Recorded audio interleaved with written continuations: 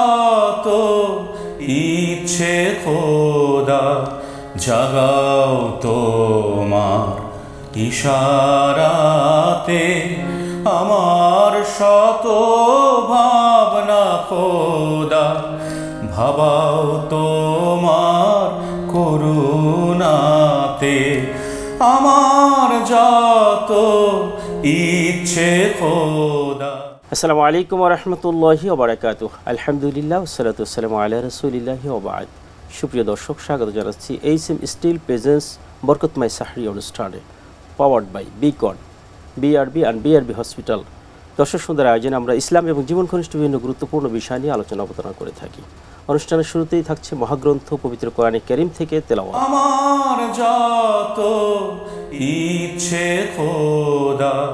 أعوذ بالله من الشيطان الرجيم.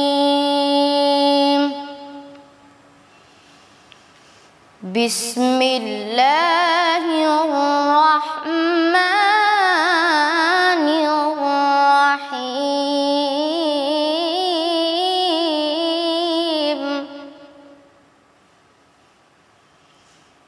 يا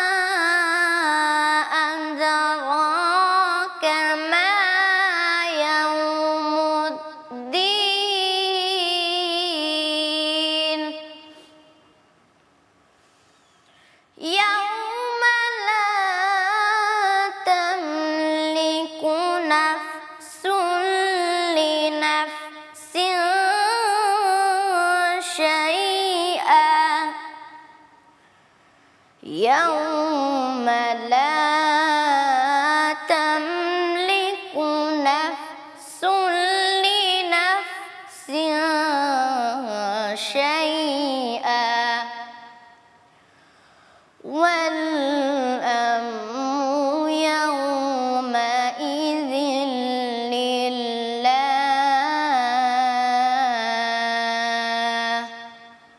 صدق الله العظيم মহাগ্রন্থ পবিত্র কোরআন কারীম থেকে সুলিলিত তেলাওয়াত শুনলাম। এ পর্যায়ে আমাদের আজকের আলোচ্য বিষয় বিজয়ের মাস রমাদান। আর এই গুরুত্বপূর্ণ বিষয় আলোচনার জন্য আমাদের মাঝে রয়েছেন সম্মানিত দুজন অতিথি। প্রথমে রয়েছেন জনাব ইসম এনামুল হক, চেয়ারম্যান বায়ান মাল্টিমিডিয়া। আসসালামু আলাইকুম ওয়া রাহমাতুল্লাহি ওয়া বারাকাতুহু। ওয়ালাইকুম আসসালাম। মোহতারাম, কেমন আছেন? আলহামদুলিল্লাহ, আপনি কেমন আছেন? আলহামদুলিল্লাহ।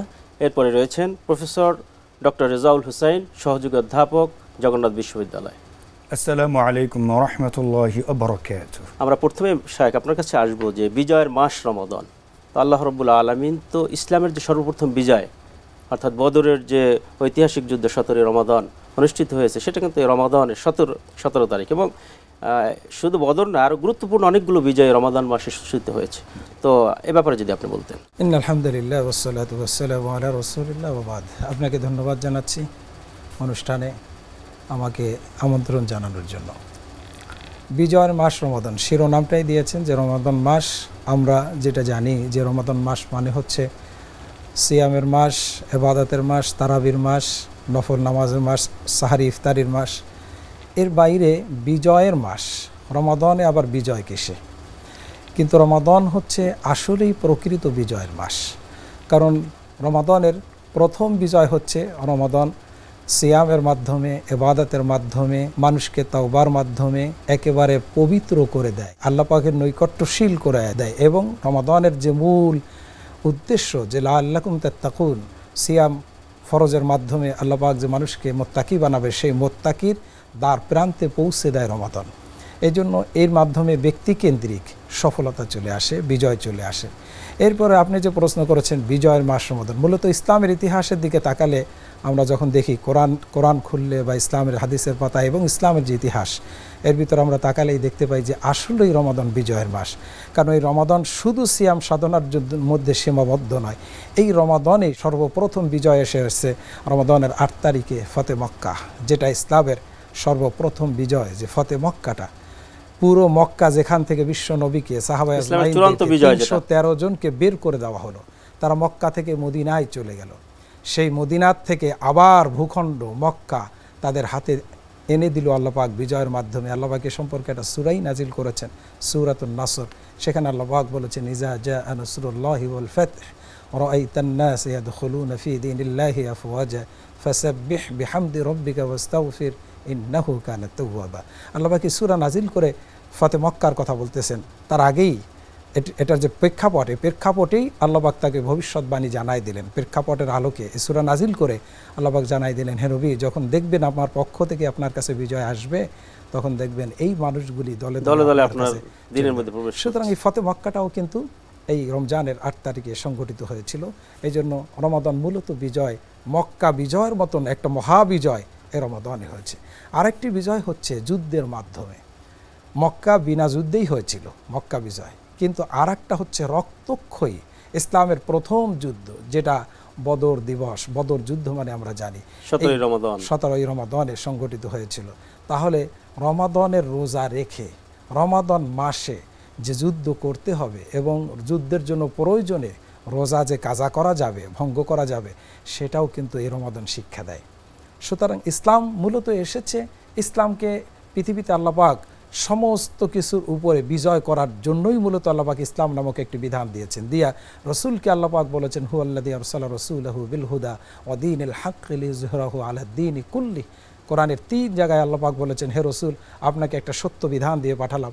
এই বিধান আপনাকে দিলাম এই জন্য যে আপনি বসে বসে খালি নামাজ পড়বেন, শুধু রোজা রাখবেন, শুধু না তাসবিহ তাহলিল করবেন, তারাবির নামাজ কিয়ামুল লাইল আর না খেয়ে থেকে রোজা রাখার মাধ্যমে না। এই রোজা রেখেছি পৃথিবীতে আমি আমার বন্দিগি করার জন্য মানুষকে পাঠিয়েছি, তার মডেল করে আপনাকে পাঠিয়েছি। সুতরাং আমি যে দিন দিলাম, এই দিনের মাধ্যমে মানুষ আমার বন্দিগি করবে। এই দিনকে মানুষ শয়তানের মাধ্যমে যে অসংখ্য দিন তৈরি হয়েছে, অসংখ্য বিধান তৈরি হয়েছে, জীবন ব্যবস্থা তৈরি হয়েছে, সকল দিনের উপরে, সকল বিধানের উপরে, সকল মতবাদের উপরে আমার দেওয়া দিন হক, একমাত্র দিন হক আমি যেটা দিয়েছি, এই দিনে হককে বাতিল দিনের উপরে প্রতিষ্ঠিত করতে। আপনি চমৎকার করে বলছেন আল হক ওয়া যাহাকাল বাতিল, একমাত্র আমারটা হচ্ছে হক আর সবটা বাতিল। এই দুনিয়ায় যত বাতিল ফেরকা আছে, বাতিল দল আছে, মতবাদ আছে, জীবন ব্যবস্থা আছে, এই তন্ত্র মন্ত্রের উপরে আমার দেওয়া জীবন ব্যবস্থাকে প্রতিষ্ঠিত করবেন, বিজয় করবেন, এই জন্য দিয়েছি। সুতরাং সেই বিজয়ের কাজটা হয়েছে বদর থেকে রক্তক্ষয়ী যুদ্ধের মাধ্যমে হয়েছে এই 17 রমাদান। আপনি চমৎকার করে বলছেন। এখান থেকে আপনার কাছে ফিরবো। শায়েখ, আমরা তো যে বিষয়ে আলোচনা করতেছিলাম যে বিজয়ের মাস রমাদান, তো ইসলামের প্রথম যে বিজয় সূচিত হয়েছিল বদরের, এ সম্পর্কে যদি আপনি বলতেন। আলহামদুলিল্লাহ ওয়াসসালাতু ওয়াসসালামু আলা রাসূলিল্লাহ ওয়া বা'দ। শায়েখ বলছিলেন যে এই যে মাসটি নানা দিক থেকে এটার যে সিগনিফিকেন্স, তাৎপর্য ব্যাখ্যা করা সম্ভব, ঘন্টা পর ঘন্টা চলে যাবে। রমাদান নিয়ে যদি আমি আলোচনা করি, নানাবিধ দৃষ্টিকোণ থেকে, অ্যাঙ্গেল থেকে এটাকে আলোচনা করা যায়। আজকের যে প্রতিপাদ্য বিষয় বিজয়ের মাস, শাহরুল ফাতিহা, আসলেই তো এই মাসে যে রক্তক্ষয়ী যুদ্ধের কথা মোহতারাম বললেন, এই যুদ্ধের দিকে যদি আমরা তাকাই, এটা একটা অসম যুদ্ধ। যে মিলিটারি সায়েন্স, সামরিক বিজ্ঞানে একটা কথা আছে, যুদ্ধ হতে হয় ইকুইভ্যালেন্স, সম সম, তাহলে যুদ্ধ সেটা যুদ্ধ বলা যাবে। কিন্তু এখানে কি হলো, ইসলামের ইতিহাস এবং মিলিটারি সায়েন্স, সামরিক বিজ্ঞানের দৃষ্টিতে এটা একেবারেই অসম যুদ্ধ। 313 জন মুসলিম সেনাবাহিনী নিরস্ত্র, অলমোস্ট নিরস্ত্র, কারণ তাদের হাতে যে অস্ত্রপাতি তেমন কিছুই না, একটি মাত্র ঘোড়া, কয়েকটি উট আর সব পদাতিক, আর সেখানে 1000 বাহিনী সুসজ্জিত, তাদের কাছে পর্যাপ্ত পরিমাণ ঘোড়া, পর্যাপ্ত উট, পর্যাপ্ত অস্ত্রশস্ত্র, সবকিছু। কোরআনে এই যুদ্ধটিকে ইয়াউমুল ফুরকান বলা হয়েছে, আল ফারকু বাইনাল হক ওয়াল বাতিল। আল্লাহ তাআলা কোরআনে এটাকে হক বাতিলের একটা যুদ্ধ বলেছেন, কারণ এই যুদ্ধে যদি মুসলমানরা হেরে যেত, কিয়ামত পর্যন্ত ইসলাম আর সম্ভাবনা ছিল না যে আগানো। সুতরাং এই অঙ্কুরে ধ্বংস হয়ে যেত।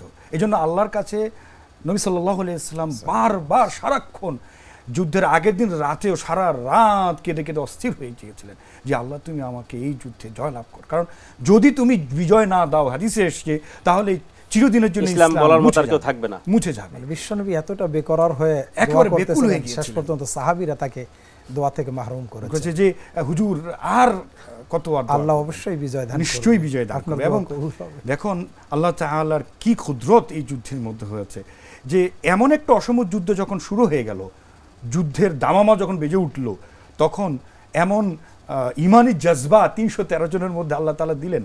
এখন এই ইমানের জজবার কারণে আল্লাহ তাআলা কি করলেন, ওয়ালাকাদ নাসারাকুমুল্লাহু বিবাদরিন ওয়া আনতুম আযিল্লাহ।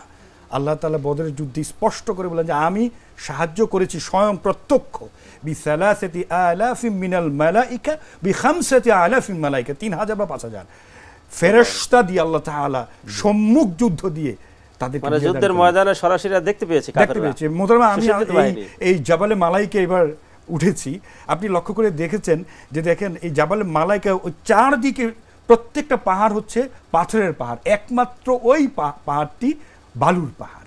আমাকে যারা স্থানীয় তারা আমাকে বলল যে এটা এই জন্য ডিফারেন্ট, আল্লাহ তাআলা এখানে বিসালাসাতি বিখামসাতি আলাফি মালাইকা তাদেরকে নাজিল করেছেন। এবং বদরের প্রান্তে খুব কাছাকাছি হাদিসে এসছে সশরীরে এমন কিছু অপরিচিত মুখ দেখা যাচ্ছিল, যুদ্ধ করছিল। তারা কারা? তাদের কেউ পাগড়ি ছিল হলুদ সুসজ্জিত, বিভিন্ন রঙের পাগড়ি ছিল। বাবা অন্যান্য সাহাবা আজমাইন তাদেরকে চিনতে পারছিলেন না। বিশুদ্ধ বর্ণনা হাদিসে কিন্তু এগুলো এসেছে, কিতাবুল মাগাজির মধ্যে এগুলো এসেছে। তো সুতরাং সশরীরে আল্লাহ তাআলা ফেরেশতা দিয়ে সেই যুদ্ধে কাফেররা চূড়ান্তভাবে তাদেরকে দেখতে পেয়েছে এবং সুসজ্জিত, তোমাদের সামনে বাহিনী কারা। এবং সবচেয়ে মজার ব্যাপার হলো কাফেরদের সর্দার আবু জাহাল, যার মৃত্যু ঘটেছিল এখানে। শুধু মৃত্যু না, তার সেখানে একেবারে তাকে মাটি চাপা দিয়ে চূড়ান্ত কূপের মধ্যে চাপে পিষ্ট করে সেখানেই তাকে ঘিরে দেওয়া হয়েছিল। আজও পর্যন্ত সেই চিহ্ন আছে, এবং যারা হাজ্জিগণ ওখানে যান, আমিও বেশ কিছু পাথর টাথর থুতু এখানে দিয়ে এসেছি আর কি। সেখানে সবাই এই কাজটা, কিয়ামত পর্যন্ত ঘৃণা সেখানে চলতে থাকবে। তাহলে আবু জাহেলের চূড়ান্ত, এবং কার হাতে মৃত্যু ঘটেছে? দুজন শিশু, ছোট দুজন বাচ্চা, মাজ ও মুআজ, যে তাদের হাতে এমন একজন শক্তিধর কুরাইশ নেতা, মক্কার নেতা, সেনাপতি, তার আল্লাহ তাআলার তার হাত দিয়ে ধ্বংস করা হলো। এই ঘটনা দ্বারা আল্লাহ তাআলা পুরো বিশ্ববাসীকে জানিয়ে দিলেন যে হক চিরদিন, যেটা আমাদের মোহতারাম বললেন, যে হক চির সমুজ্জ্বল থাকবে, হক চির ভাস্বর থাকবে, আর বাতিল সবসময় বিজয়িত হবে।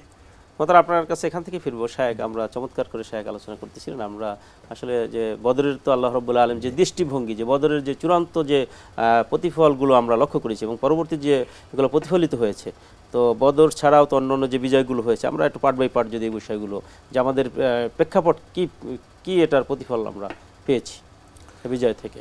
মূলত কাফেররা যুগে যুগেই, বদরের পরেই চলে আসলো উহুদের যুদ্ধ, মাত্র 1 বছর পরেই। এটারও রেশ হচ্ছে তারা ইসলামকে মিটায় দিতে চেয়েছে। তাদের চেতনা ছিল মুহাম্মদ সাল্লাল্লাহু আলাইহি ওয়াসাল্লাম এবং মুসলমানরা তাদের বিরুদ্ধে চলে গিয়েছে, তাদের বাপদাদার ধর্মের বিরুদ্ধে গেছে, তাদের মন করা ধর্মের বিরুদ্ধে চলে গিয়েছে। সুতরাং এদেরকে ধ্বংস করতেই হবে অঙ্কুরে। যদি না করা যায় তাহলে আমাদের দিন বলে কিছু থাকবে না, আমাদের ধর্মকর্ম থাকবে না। তারা বদর যুদ্ধের পরই যখন নিজের পরাজয় করলো, তখন আবার প্রতিশোধী স্পৃহা থেকে আবার উহুদের যুদ্ধের আয়োজন করলো। এরপরে একটার পর একটা বিশ্বনবীর 10 বছরের মদিনী জিন্দেগির ভিতর 27টি যুদ্ধ স্বয়ং তিনি সেনাপতির দায়িত্ব করেছেন। সুতরাং এতগুলি সংগঠিত মাত্র 10 বছরের মধ্যে ইসলামকে ভিনিশ করার জন্য তাহলে কতটা তড়িৎ গতিতে তাদের পদক্ষেপ ছিল, এর থেকে বোঝা যায়। এখানে মুসলমানদেরকে আল্লাহ পাক যে অভয় বাণী দিয়েছেন তা হচ্ছে সূরা সফের ভিতর আল্লাহ বলেছেন, ইউরিদুনা লিইউতফিউ নূরাল্লাহি বিআফওয়াহিহিম আল্লাহু মুতিম্মু নূরিহি ওয়ালাউ কারিহাল কাফিরুন। আল্লাহ বলছেন যে ওরা চায় আমার এই দ্বীনকে, আমি যে দ্বীন মুহাম্মদ সাল্লাল্লাহু আলাইহি ওয়াসাল্লামকে পাঠালাম, যে আলো পাঠালাম, যে নূর পাঠালাম, যে কোরআন পাঠালাম, যে ইসলাম দিলাম, ইসলাম মানে নূর, আল ইসলামু নূর, কোরআন মানে নূর, কদ জাআকুম মিনাল্লাহি নূর, মুহাম্মদ সাল্লাল্লাহু আলাইহি ওয়াসাল্লাম নূর, তিনি আলো স্বরূপ, মানে আলো, হেদায়েতের আলো স্বরূপ, হেদায়েতের আলো স্বরূপ। তাহলে কোরআন ও নূর, কিতাবুন আনজালনাহু ইলাইকা লিতুখরিজান নাস মিনাজ যুলুমাতি ইলান নূর। তাহলে এই আলো, এগুলি সব অঙ্কুরেই ধ্বংস করতে চেয়েছে, কিন্তু আল্লাহ পাক বললেন আমি আমার দ্বীনকে বিজয় দান করব। যিনি স্রষ্টা, আকাশ জমিনের মালিক যিনি, তিনি যদি তার দ্বীনকে, তার জমিনকে টিকিয়ে রাখতে চান, তার আসমানকে যিনি তেমন স্থির রেখে দিয়েছেন, জমিনকে যেমন তিনি স্থির রেখেছেন, তিনি চাইবেন যেদিন, সেদিন এই আসমান ধ্বংস হয়ে যাবে। তিনি চাইবেন যেদিন, সেদিন এই সূর্য ধ্বংস হয়ে যাবে। তিনি যেদিন চাইবেন এই সমুদ্র আর থাকবে না, ওয়াইজাল বিহারু ফুজ্জিরাত। তিনি যতক্ষণ পর্যন্ত চাইবেন ততক্ষণ ঠিক থাকবে, অবিকল থাকবে। সুতরাং তার দিন তিনি বলছেন, তার ইসলাম তিনি জিন্দা রাখবেন, তাতে কাফেরদের যত যন্ত্রণা হোক না কেন, তার দিনকে তিনি বিজয় রাখবেন, দুনিয়ার কোনো শক্তি নিভাতে পারবে না। তার প্রমাণ হচ্ছে যারা মুসলমান অস্ত্র ছাড়া, আল্লাহ সাহায্য দরকার হয়েছে মাত্র 313 জন। আপনি বলেন তরবারি দিয়ে কাটলে কেন কাটবে না? আবার তরবারি ছাড়া সামান্যটা লাঠি দিয়ে কোনো মানুষ কাটতে পারে?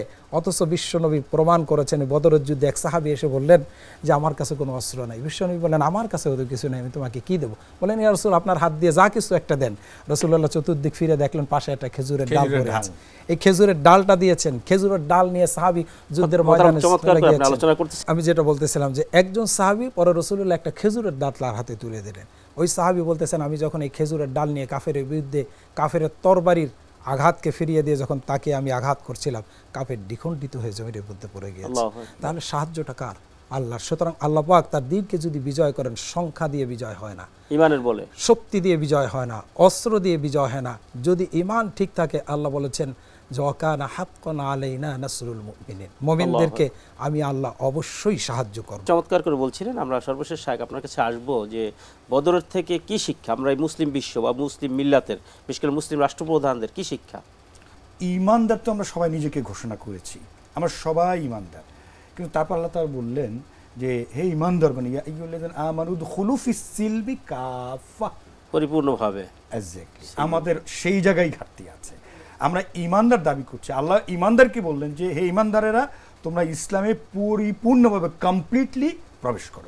অর্থাৎ আমরা আমাদের মতো করে আমরা ঈমান এনেছি আমাদের পছন্দ মতো, আমরা যেটা ভালো লাগে আমরা সেটা করি, ইসলামে যেটা ভালো লাগে নিজের মতো করে ঈমান। নবী সাল্লাল্লাহু আলাইহি ওয়াসাল্লামকে খুব মহব্বত করি, কারণ তিনি মিষ্টি খেতে পছন্দ করেন, আমরা মিষ্টি খেয়ে নেই। তিনি লাউ খেতে পছন্দ করেন, লাউ বাজার থেকে নিয়ে আসি। নবী সাল্লাল্লাহু আলাইহি ওয়াসাল্লাম পাগড়ি, অবশ্যই এগুলার সিগনিফিকেন্স আছে, মর্তবা আছে। নবী সাল্লাল্লাহু আলাইহি ওয়াসাল্লাম পাগড়ি পরেছেন, টুপি পরেছেন, খুবই পছন্দ, শুভ লাগেছে, পছন্দ করছেন। কিন্তু নবী সাল্লাল্লাহু আলাইহি ওয়াসাল্লাম শ্রেষ্ঠ জিহাদ যে কাফেরদের সাথে মোকাবেলা করেছেন, সেই সুন্নাত কেন আমরা গ্রহণ করি না? 17টা গাজওয়া নেতৃত্ব দিয়েছেন, সত্যের সামনে, সত্যকে নিয়ে মিথ্যার সামনে দাঁড়াতে। অথচ আমরা জিহাদটা হচ্ছে, আমি এখানে শরীক করে একটুখানি আপনার সাথে মতারাম, জিহাদটা হচ্ছে মূলত অন্যায়কে ত্যাগ করা। অন্যায়কে ত্যাগ করা। আল্লাহ বললেন সুদ ছেড়ে দাও, আমরা কি সুদ ছেড়তে পারছি? এটা তো বিরাট জিহাদ। আল্লাহ বলেছেন ঘুষ খাইও না, এটা কি আমরা ছাড়তে পেরেছি? তাহলে জিহাদ তো শুধু যুদ্ধ করা না, কাফেরদের বিরুদ্ধে যুদ্ধ করার নাম না। আমি মুসলমান হওয়ার পরে কাফের আমাকে নির্যাতন করলে তার মোকাবেলা গিয়ে আমি তার সাথে মোকাবেলা করব, কিন্তু আমার নিজের ভিতরে যে জিহাদগুলি প্রতিষ্ঠিত হওয়া দরকার, আমি কি সেটা হতে পেরেছি কিনা? এটা আফদালুল জিহাদ, তাই না? সবচেয়ে উত্তম জিহাদ হলো নিজের সাথে জিহাদ করা, এটা সবচেয়ে কঠিন। মোহতারাম ঠিকই বলেছেন, এবং এই কারণেই আমাদের বিজয় আসছে না। মুসলিম উম্মাহ নিজেকে সংশোধন করা সো টাফ, তাজকিয়া, ওই জায়গাতে আমরা এখনো যথেষ্ট। তাদের কাছে কেন ফেরেশতা নাজিল হয়েছে? তার ওই ইমানদার হয়েছে, সেই জায়গায় নিজেকে উৎকর্ষিত। যখন রেবার আয়াত নাজিল হয়ে গেছে তারা তো সব বাতিল, এমনকি যার কাছে সুদ পাওনা ছিল, আসলও ছিল, ওটার সাথে মিশে গেছে। তাও আপনি জানেন যে যখন মদের আয়াত ফাজিতানিবুহু হলো, সাথে সাথে মদিনা অলিতে গলিতে ছুটে গেল। এই ছিল ইখলাস, এই ছিল আমল। এই ঈমানের কারণেই তো ফেরেশতা নাজিল হয়ে আল্লাহ বিজয় দান করেছে। কিন্তু আমরা আজকে যেই কাতারে আমাদের সেই ঈমানদার না হওয়া পর্যন্ত আল্লাহ আমাদেরকে বিজয় দিবেন না, এবং আমরা পুরোপুরিভাবে কমপ্লিটলি ইসলামের সবকিছুকে মানতে হবে, আমার পছন্দ মতো না। বিশ্বনবী ঈমানের পরিচয় দিলেন, ওয়াল্লাহি লা ইউমিনু ওয়াল্লাহি লা ইউমিনু ওয়াল্লাহি লা ইউমিনু। 3 বার বিশ্বনবীর ভাষা দিয়ে বললেন, হাত্তা ইউহিব্বু লিজারিহি আও ক্বালা লিআখিহি ইউহিব্বু লিআখিহি মা ইউহিব্বু লিনাফসিহি। বিশ্বনবী বললেন প্রতিবেশীর ক্ষেত্রে এবং নিজের মুসলিম ভাইয়ের ক্ষেত্রে বললেন, নিজের জন্য যে জিনিসটি পছন্দ করবা অপরের জন্য সেটা পছন্দ। অথচ আমরা আজকে সম্পূর্ণ স্বার্থ কেন্দ্রিক হয়ে গেছে। আমি আমার ভালো চাই, একজন চাকরিজীবী, আমি আমার প্রমোশন চাই, আর একজন যদি তার প্রমোশন থেকে বারবার বঞ্চিত হয়, তাকে আমি সুযোগ দিচ্ছি না, আমি লিয়াজো করে আমার প্রমোশন বাড়ায় নিচ্ছি, আমি ঘুষ দিয়ে আমার প্রমোশন বাড়ায় নিচ্ছি। সব জায়গায় আমরা কিন্তু নিজের সুবিধা দেখছি, কিন্তু আমি তো এখানে কোন ধরনের। আমরা সংক্ষেপে যদি আমরা বদর থেকে আমাদের জাতির জন্য কি শিক্ষণীয় আছে, আপনি যে কয়েকটি পয়েন্ট আউট করতেন। এটা পয়েন্ট আউট হচ্ছে, 1 নাম্বার হচ্ছে যারা ইমানদার তারা যদি স্বেচ্ছায় ইমানদার হতে পারে। বদরে আল্লাহ পাক যে সাহায্য করেছেন, আল্লাহর ওয়াদা, কোরআন হচ্ছে কিয়ামত পর্যন্ত, কোরআনকে স্টপ করে দেন নাই বদর পর্যন্ত, এমনকি সাহাবীদের পর্যন্ত। কোরআনকে আল্লাহ পাক চিরস্থায়ী সার্বজনীন বিধান করে পাঠিয়েছেন। কোরআন যেহেতু অবিকল আছে, কোরআনের বাণীর হুকুমও অবিকল আছে। আল্লাহ পাক এই হুকুম দিয়েই রেখেছেন, এই ওয়াদা দিয়েই রেখেছেন যে কিয়ামত পর্যন্ত যারা ইমানদার হবে এবং ইমানের দাবিতে যখন আল্লাহর কাছে পরীক্ষায় পাশ করবে, আল্লাহ যে পরীক্ষাগুলি করবেন বাতিলের বিরুদ্ধে, সবর থাকবে, ইমানের তাকওয়া থাকবে, আল্লাহর উপর ভরসা থাকবে, সমস্ত ত্রুটিমুক্ত ইমানদার থাকবে, আল্লাহ যুগে যুগে বিজয় দিয়েছেন, আজও দিবেন, কিয়ামতের আগ পর্যন্ত বিজয় দিবেন। শর্ত হচ্ছে বদরের শিক্ষায় আমাদেরকে ইমানের মধ্যে ফিরে আসা, যেটা বলেছেন সূরা বাকারার আয়াত, আমরা ইমানদার কিন্তু আমরা বাই চান্স ইমানদার। কিন্তু সত্যিকারের ইমানদার যদি হতাম তাহলে আল্লাহ বলতো না, ইয়া আইয়ুহাল্লাযীনা আমানু উদখুলু ফিস সিলমি কাফা। দর্শক, আমরা যে বিষয়ে আলোচনা করতেছিলাম যে বিজয়ের মাস রমাদান, আসলে আল্লাহ রাব্বুল আলামিন মুমিনদের সম্পর্কে এত স্ট্রংলি বলেছেন, যদি পরিপূর্ণ মুমিন হতে পারি আমরা, আল্লাহ রাব্বুল আলামিন এই বদরের মতো মুসলমানদেরকে বারবার বিজয় দান করবেন। সেই জজবা আমরা যেন অর্জন করতে পারি, রমাদান সেই শিক্ষা আমাদেরকে দেয়। সেই আশাবাদ ব্যক্ত করে একটি ইসলামী সঙ্গীতের মাধ্যমে এখানে বিদায় চাচ্ছি। হাদা মা ইনদি ওয়াল ইলমু ইনদাল্লাহ, আলাইহি তাওয়াক্কালতু ওয়া ইলাইহি উনীব। আসসালামু আলাইকুম ওয়া রাহমাতুল্লাহি ওয়া বারাকাতুহু। আমার যত ইচ্ছে খোদা मुझे को फवालो मुसाफिर न समझो, मैं आया नहीं हो बुलाया गया हो, मुझे को फवालो मुसाफिर न समझो, मैं आया नहीं हो, बुलाया गया हो, कि मेहमान बना कर सताया गया हो, कि मेहमान बना कर सताया गया हो। मैं रूया नहीं हो, रुलाया गया हो, मैं रूया नहीं हो, रुलाया गया हो। मुझे को फ़वालो मुसाफिर न समझो, मैं आया नहीं हो, बुलाया गया हो। खुदा जाने कैसी है ये मेज़बानी, खुदा जाने कैसी है ये मेज़बानी, 72 प्यासों कहे बंदे पानी। मुझे को फ़वालो मुसाफिर न समझो, मैं आया नहीं हो, बुलाया गया हो, मैं आया नहीं हो, बुलाया गया हो। मुक़द्दर में है हौज़ कौसर का पीना, मुक़द्दर में है हौज़ कौसर का पीना, मैं प्यासा नहीं हो, पिलाया गया हो, मैं पैसा नहीं हो, पिलाया गया हो। मुझे को फ़वालो मुसाफिर न समझो,